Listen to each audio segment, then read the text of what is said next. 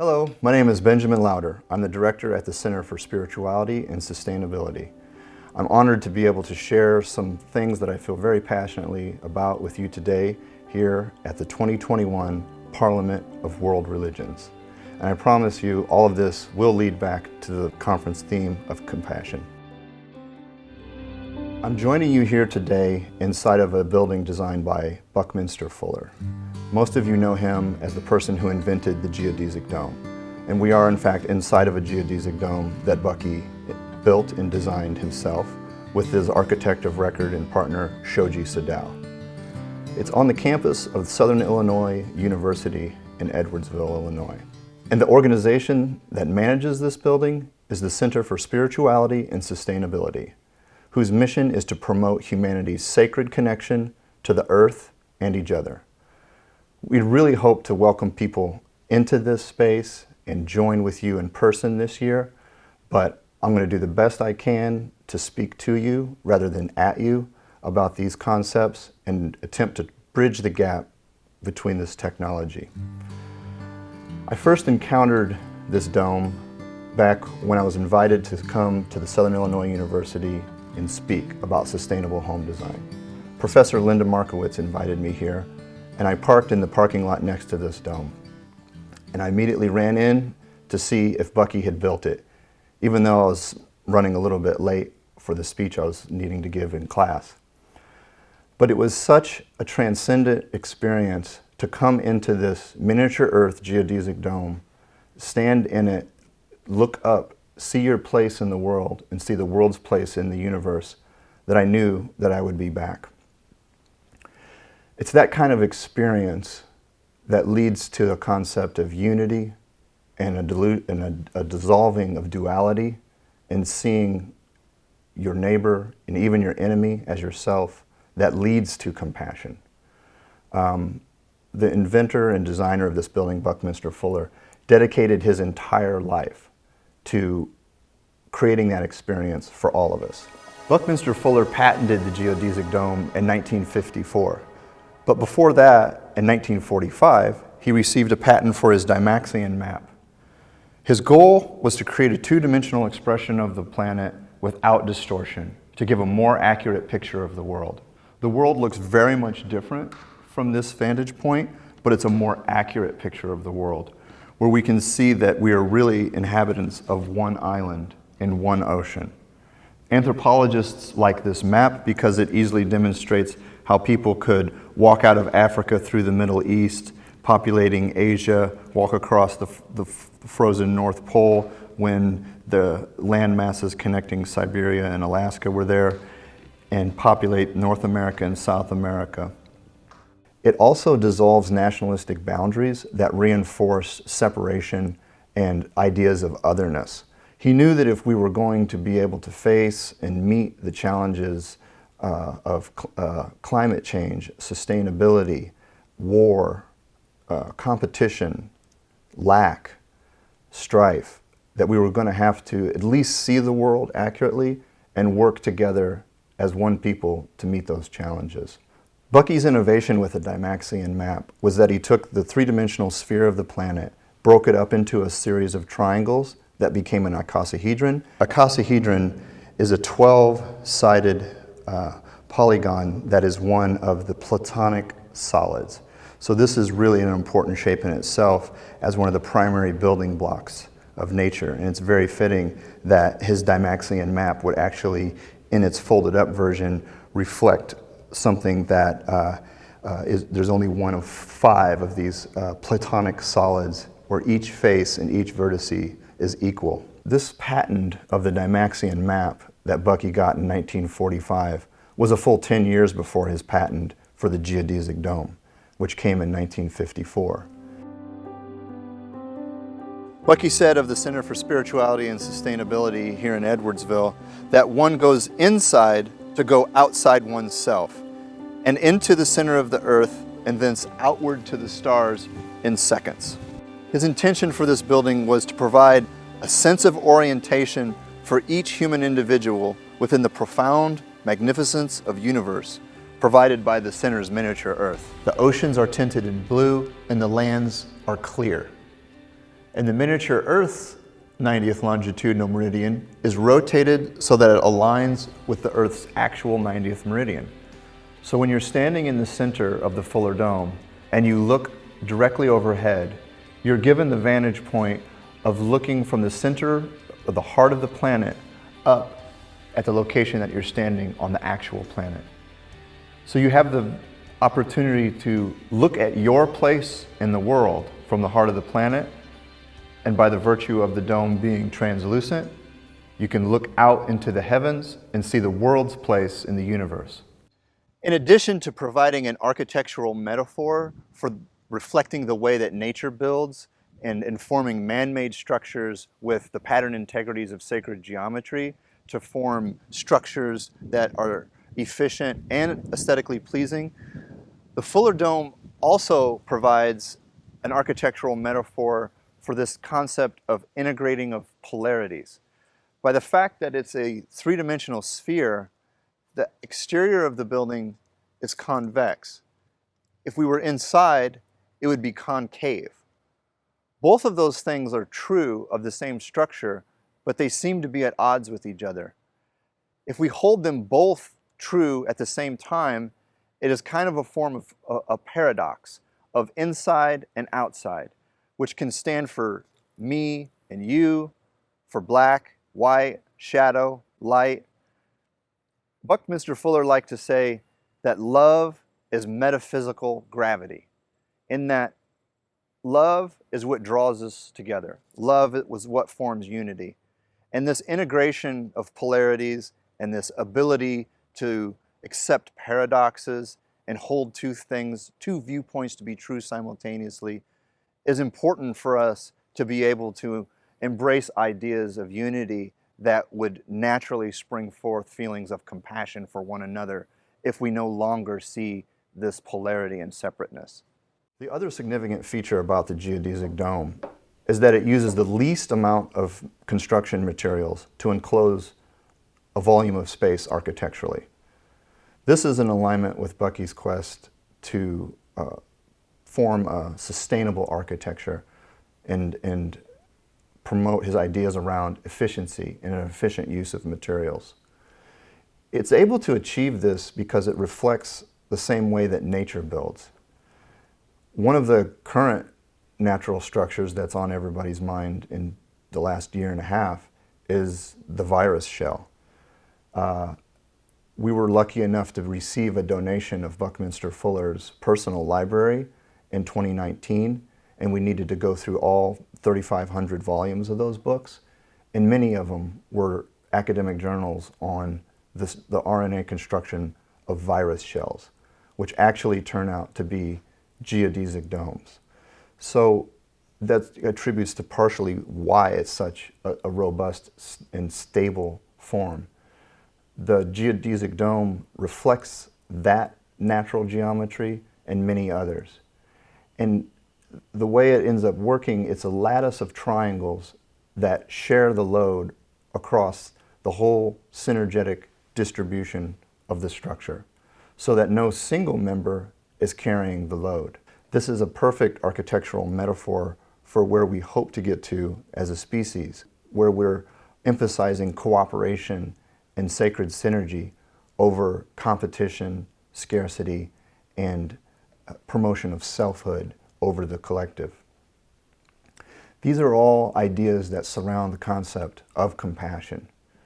And when we think of compassion, we all too often think of it as something that we ought to do. It's kind of a moral imperative that we know we should be doing. And sometimes it's able to come naturally to us with our closest family members and our loved ones. But in order for it to become more universal, there's an idea and a concept that finds itself at the root of almost all religious traditions, and that is having the ability to see the all in all. And that means being able to look at any aspect of creation and any aspect of nature as a reflection of the totality and of God. When we are able to see the all in all, we are not only able to see ourselves in others, but we're able to see God in them and ourselves. The notion that love is metaphysical gravity is a very interesting idea, because throughout our wisdom traditions, it's always light that is equated with love and God's energy in the world. But Buckminster Fuller pointed out that light, when it hits something, casts a shadow. So light is another example of a polarity that needs to be integrated. Gravity is ever present everywhere, acting throughout. Light comes from a single source and can be blocked, it can be harnessed, it can create shadow. He felt that love would never be something that then has a shadow aspect, but it would be like gravity in that it is the attractor. It is eros. It is the things that bring us together and form unity. The notion that compassion can spring naturally from being able to see the all in all is not new. It dates back for millennia and can be found in wisdom traditions from across the world. It was Meister Eckhart, a Christian mystic and monk, who said that all creation is a single unity. It is all in all. Everything is in God and is God. Compassion is the ability to see God in all things and in all events. And through the awareness of this unity, compassion will naturally spring. We are all connected with everything, and there is no other. We are all working together to co-create this world along with humanity and all things.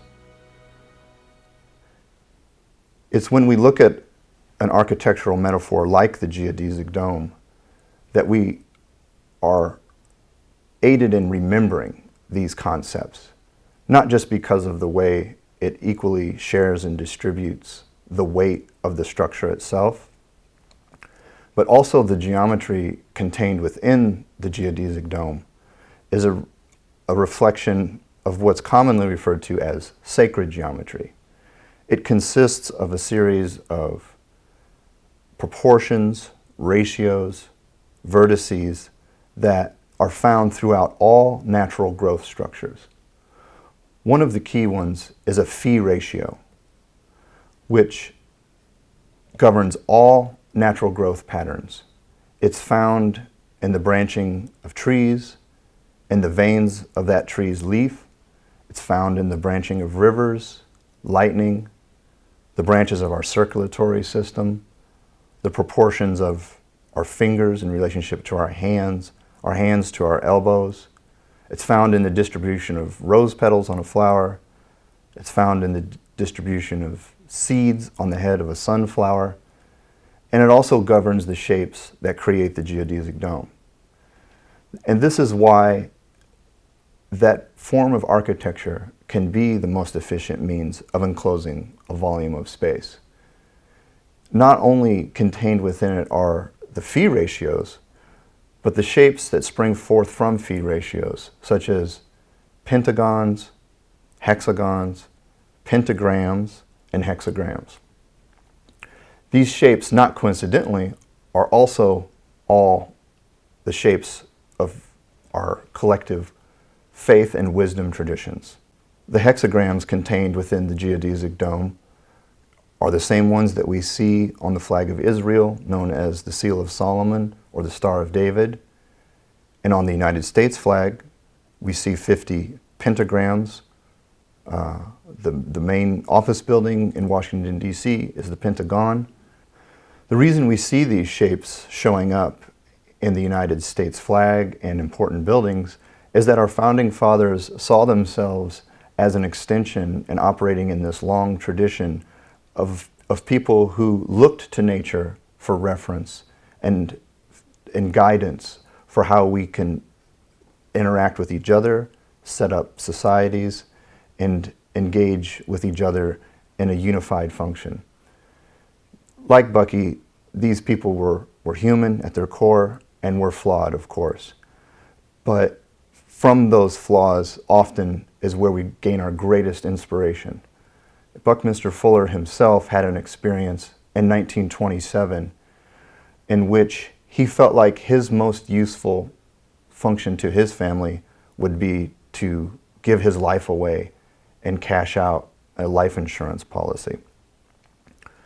He was all set to wade out into Lake Michigan when he had a metaphysical experience. He heard a voice say, "You belong to the universe.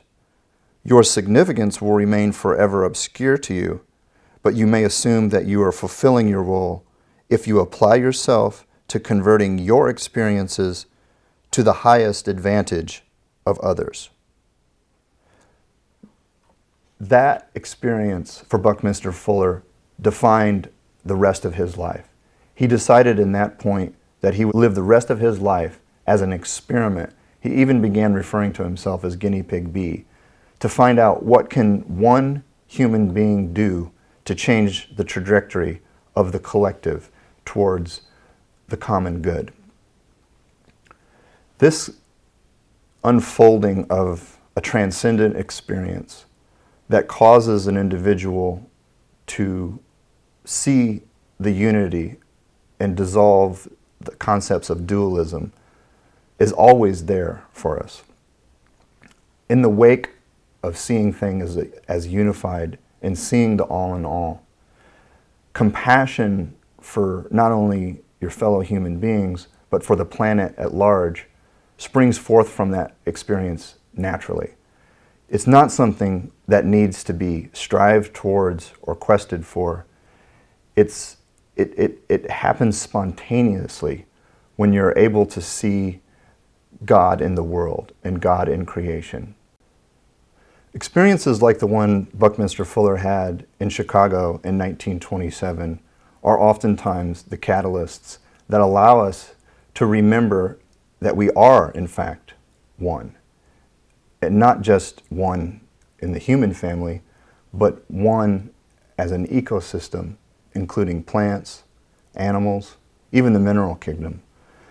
And the planet in its entirety is one. And the solar system in itself is one. We all know this at the core of who we are. But when crisis strikes, or the filter that is preventing this remembrance to come to us on a daily basis is removed through health, mental health, or just ecstasy, we are able to recall that we are in fact one, that we are within God and God is within us. One of the better analogies for seeing this is thinking of the microbes and bacteria and little creatures that inhabit our body. We are those to the God body of the universe. And though we may be small, just like the gut bacteria inside of our body is small, and we may not have an accurate picture of the totality in which we inhabit, our behavior matters in the same way the gut bacteria's behavior matters. It can affect the health of the whole system in the same way that we see our behavior affecting the health of our planetary system. Remembering the unity and recalling that the illusion of separation is in fact an illusion, that there is no you and me, there is only us, there is only a unified field, is the quickest route to compassion and the quickest route to doing what's best for the good of all and not just for the aggrandizement of self. We have all made a bargain to show up here in material existence for our desire for separation, for our desire to have a self. If we were all content with unity and oneness, we wouldn't be here. So we all have this lesson to learn, but we all also have this recollection of the unity from which we come and are still in fact apart. In order for our species to make it through this current evolutionary hurdle, we have to recall the oneness that we inhabit and the oneness that we are. There's something about the way the human mind works that requires duality to make sense of the world. We can only know something by knowing what it isn't. I only understand what red is by knowing that it's not blue, it's not green. I only know black in relationship to white. So our understanding, unfortunately, the mechanism and the chemicals of the human brain in this human vehicle that we've chosen to inhabit, up to this point, has required this sense of duality in order to understand the world. In order for us to continue on in this form, duality has to be dissolved in favor of oneness. This is not a new concept either. Ideas like the Tao and the idea of the black and the white, yin and yang circling each other, are a reflection of this concept. And within each side, you see a little part of the other. But the true message in that symbol is the interaction. It's a relationship. It's the meeting point in between the two of them where we need to find ourselves at this point. The geodesic dome, strangely enough, again, is a perfect architectural example for these concepts. Bucky said that one goes inside of the geodesic dome center to go outside oneself and into the center of the earth and thence outward to the stars within seconds.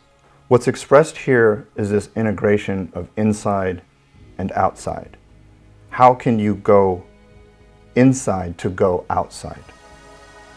The reason this is such a perfect architectural metaphor and provides that vicarious, manageable experience of transcendence that we can have without enduring the pain of an existential crisis, a health crisis, a mental health crisis. We can enter into this building, see our place in the world, see the world's place in the universe, and maybe have that little spark that it is all connected. We are one. We are inside of this whole, and we do contain multitudes. And although we are a single organism, we contain trillions of lives that work together in synergy for the health of the whole. And we can be one of those beneficial organisms inside of this universe. The concept of inside and outside is crucial to dissolving these boundaries and integrating these polarities. One of the main topics you see repeated throughout the news cycles today is the term polarization. Polarization. Never before in the history has there been so much polarization. Within the tradition of alchemy and transformation and transmutation, the poles are clearly defined right at the moment before transformation. And that feels like the moment at which we're at collectively.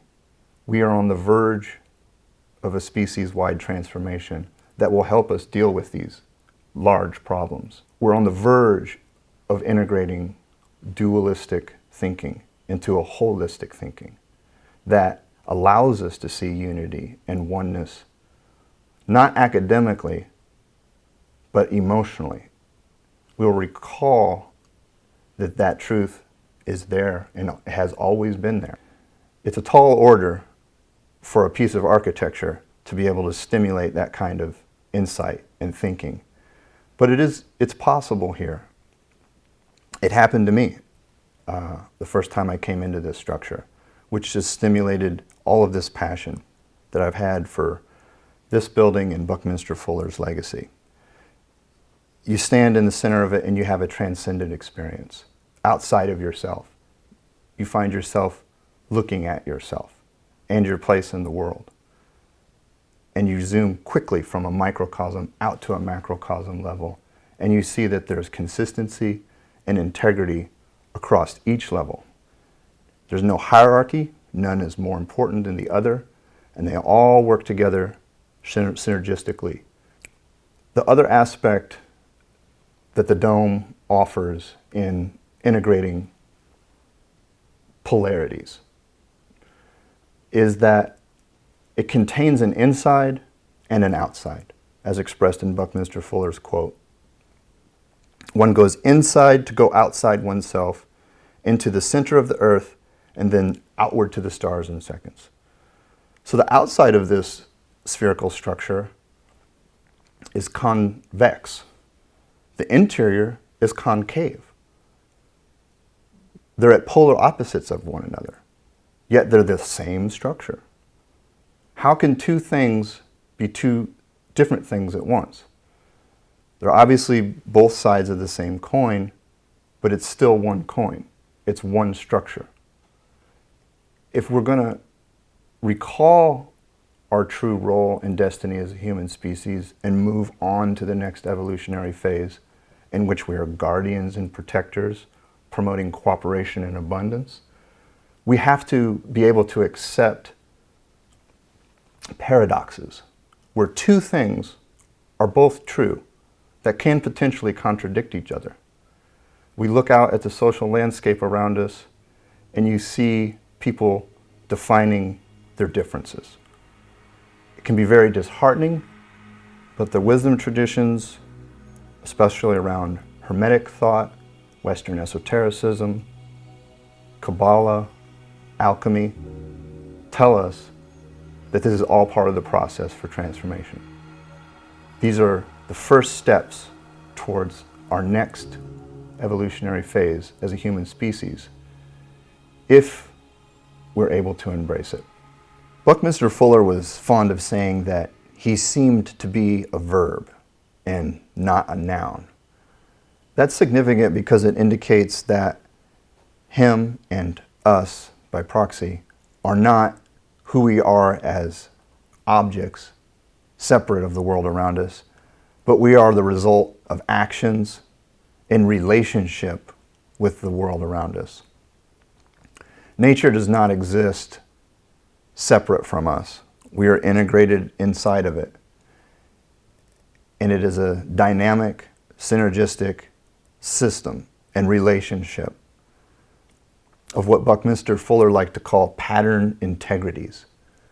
At first that can be a rather dense or obscure phrase, but it perfectly represents this idea of non-attachment to material objects, or non-attachment to the self, or non-attachment to even the forms that occur in nature. His best visual metaphor for expressing a pattern integrity, he would tie a knot in a length of rope that was comprised of 3 different kinds of rope: nylon, cotton, and jute. And being a nautical guy and a sailor, he could tie a slip knot that had a specific pattern in the cotton end of the rope and slide it across until it merged in across the nylon portion of the rope. The pattern of the knot didn't change regardless of the material that comprised it. And it would slide on to the jute portion of the rope and then off the end of the rope. That idea of pattern integrities informs this concept that's referenced in sacred geometry, that the material world is governed by patterns, by these, what Bucky called these pattern integrities. They have consistency across various forms of material expression, yet they are there. This analogy of the pattern integrities sliding across the length of rope is a perfect metaphor for the forms that we see repeated throughout nature that are encompassed by the concept of sacred geometry. We see these forms and patterns repeated and showing up throughout creation. It gives us the reassuring feeling that there is order in a seemingly chaotic world, that there is purpose, there is intention. There is something rather than nothing. It is truly miraculous that we are able to be here and share this moment. It's just as miraculous that there should be anything at all, let alone be intelligible and have a purpose. It definitely shows that there is a will operative behind creation. Now, that's not likely an anthropomorphic, human entity. It's ineffable. It's most likely unmanifested. And the material world of nature is a reflection of that. But through observing nature, we can see these pattern integrities that lead us like breadcrumbs to this notion of order. And we may know the will and intention of the Creator by studying and observing creation. Everything I've spoken about up to this point involves seeking God in the world, looking for order, looking for sacred geometry, looking for pattern integrities and clues that may clue us into who God is. There is an equally valid way of accessing that from within. We can't exclude one for the other. We can't merely find God in the world and not seek God within. And just as much as we cannot only attempt to seek God or understand the Creator from within and not seek Him in the world. But like everything, those dualities need to be integrated. That needs to be made whole. That God is in us as much as God is in the world, as much as we are in the world. That's another one of these paradoxes that we have to be able to integrate. We have to be able to hold those two pieces of disparate information together and allow them both to be true and embrace that the world is filled with these kinds of paradoxes, that there is no separation between me and you, or us and them. We are all operative inside of a whole. And what's good for you is good for me. And what's good for us is good for the planet. And what's good for the planet is good for the solar system and universe, and on, up, and down the chain of forms. Bucky didn't stand alone in an attempt to communicate and express these concepts. When I was first reintroduced to the legacy of Buckminster Fuller, it was through attempting to restore his historic home in Carbondale, Illinois. And for the purposes of raising funds to do that, I needed to redraw the geodesic dome. Coincidentally, at that time, I was reading a book that was titled God is a Verb, and it was about the Kabbalah and mystical Judaism, which expresses the tree of life as this geometric matrix connecting the mundane human level with the ineffable spiritual level. It's a long tradition, and it's merely a tool for bridging and integrating what seems to be a vast chasm, but is actually connected in one. But the tree of life provides a nice visual tool to help us recall and realize that connection. The title of the book, God is a Verb, automatically triggered a recollection and connection to Buckminster Fuller's quote that I seem to be a verb. So while drawing the geodesic dome, the tree of life diagram jumped out of the matrix of synergistic members of that architecture. I put a pin in that idea because we needed to complete the project. But then in coming back to it, I was able to actually overlay a tree of life diagram on top of Buckminster Fuller's house and to see this correlation between the geometry that comprises the Tree of Life diagram and the geometry that makes the geodesic dome work. It is this transition that we mentioned from triangles that become pentagons, hexagons, pentagrams, hexagrams, all of which are, again, important religious symbols, who are also there in order to be bridges and connections from the material level up to the ineffable level. And when you see those showing up in this architecture that is seeking to function in that same way, it is seeking to be this man-made material creation that through its connection with nature, natural patterns, forms this bridge that allows us to do things in alignment with nature, which is ultimately an alignment with the will of the unmanifested Godhead, the Creator, the universe, whatever name you would like to apply to it. These things, these synergies, these coincidences begin to mount up and pile up. I asked other academic people who understood Buckminster Fuller's legacy if he was ever influenced by what would be referred to as Western esotericism of the Kabbalah or Hermetic thinking or alchemy. And of course, across the board, it was no, no, no, no, no. Bucky's persona is a man of science, engineering, architecture, data, mathematics, very cold, rational, analytical, linear thinking that had no room for this mysticism. But that was more of a public persona he created in order for his ideas to be accepted more readily. This is borne out in the fact that this organization here, the Center for Spirituality and Sustainability, as well as the nonprofit organization that manages Buckminster Fuller's Dome Home in Carbondale, received a donation of Buckminster Fuller's personal library, along with artwork and furniture from his daughter, Allegra Fuller Snyder, who unfortunately passed away on July 11th of this year.